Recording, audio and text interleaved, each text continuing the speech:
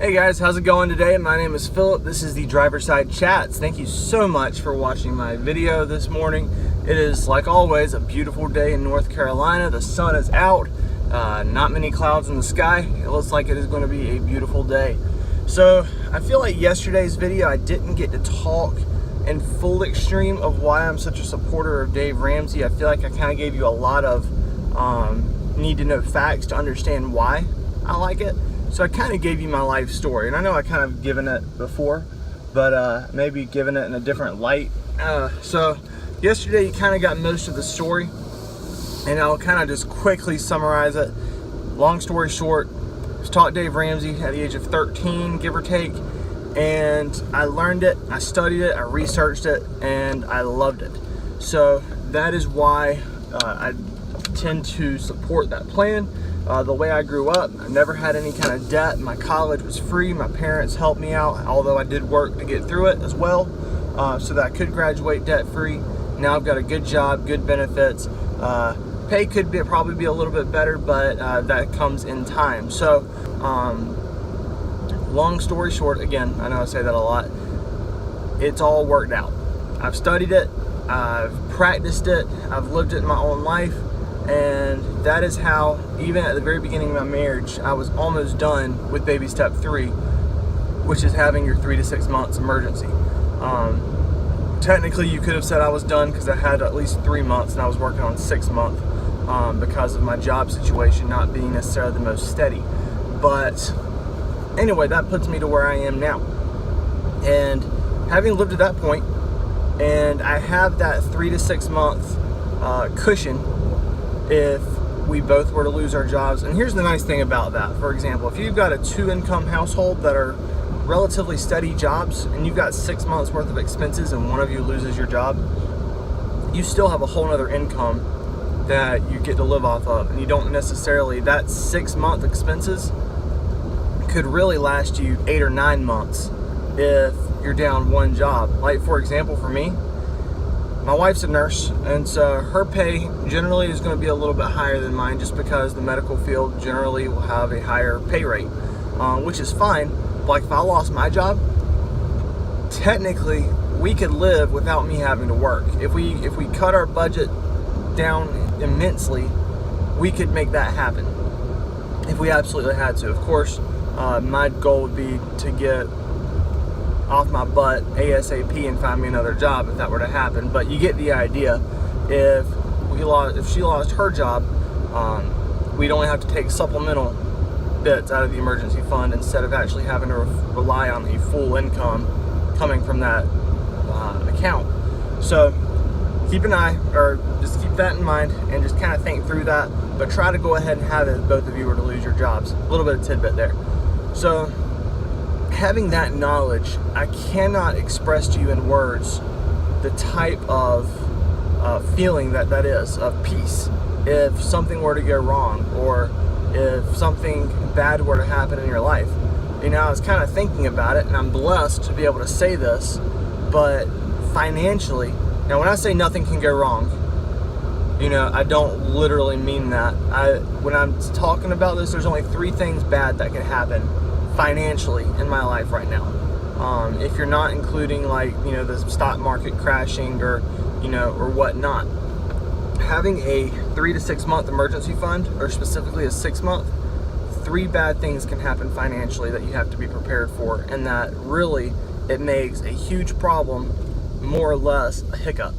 So first thing, job loss. All right, when all of the income is totally 100% cut out, that's a huge devastation financially. Second is when there's a huge medical emergency. Now, that's what you have insurance for, so hopefully you don't have to really come out of pocket too terribly bad, but a 6-month emergency fund should be able to get you through that if needed be. And then also, the last thing is a major vehicle expense or home expense. Now, in my case, I'm renting, so if it's a home expense, 99% of those expenses are going to come out from my landlord has to take care of that. But for me, a vehicle expense. Nobody pays for my vehicle stuff.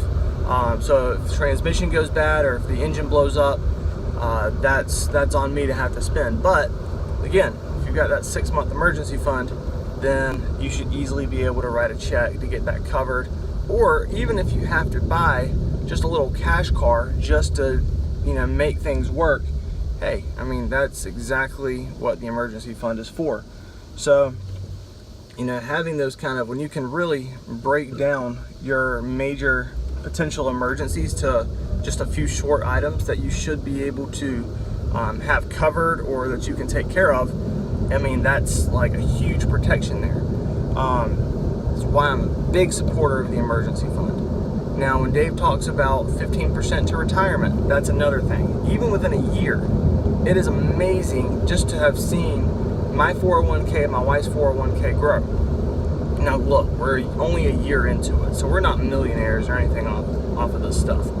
But we're doing exactly what we're suggested, not what we're told. That kind of sounds bad. We're doing exactly as Dave suggests. We're doing 15% of our income, and you can see the growth because we're putting it in before any kind of match. It's 15% of our income, not 15% including the match. It's 15% plus the match. So that helps a lot. And honestly, it's rapid growth because especially in the early stages when you're just trying to build it, I mean, it grows quickly because you just don't have as much of a balance in there yet. So, it's as simple as that, really. So there you go. That's why I'm a huge supporter of the 15% rule. Now look, I understand too, just in casual saying, I'm going to try to get that sign out. It's kind of hard to block that, but I'll do my best. When you're looking at 15%, sometimes 15% is not possible. But here's the idea. The idea, honestly, if you can't do 15%, is if you can at least do something. Do it. At least, at bare minimum, at least do the minimum to get the maximum match. That's because the match is free money, so you need to do that. But then you need to be careful about your pre-tax and what you can get tax deductible and whatsoever there. You need to kind of think that through. And that's why I'm a huge supporter, because that is your wealth builder right there. When it comes to paying off the house early, of course, that just goes in the principle of baby step 2. I mean, just getting out of debt, because you do save so much more money instead of not having to pay interest. I'm not going to go through it today, but Dave makes the comparison about why it makes sense to have it paid off as opposed to using it as a tax deduction. We're not going to go into that, but we can at a later time. And then, of course, paying for your kids' college, or at least setting money aside to do that, incredibly smart. Instead of having to pull out student loans or come up with cash on the spot for your kids to go to college, why not go ahead and save and have an account built up? Even if they have to work, it is okay. I worked through college. The majority of the people I went to school with worked through college. I mean, that is just a thing of life, and you know what? It's okay. It won't kill you. I know somebody.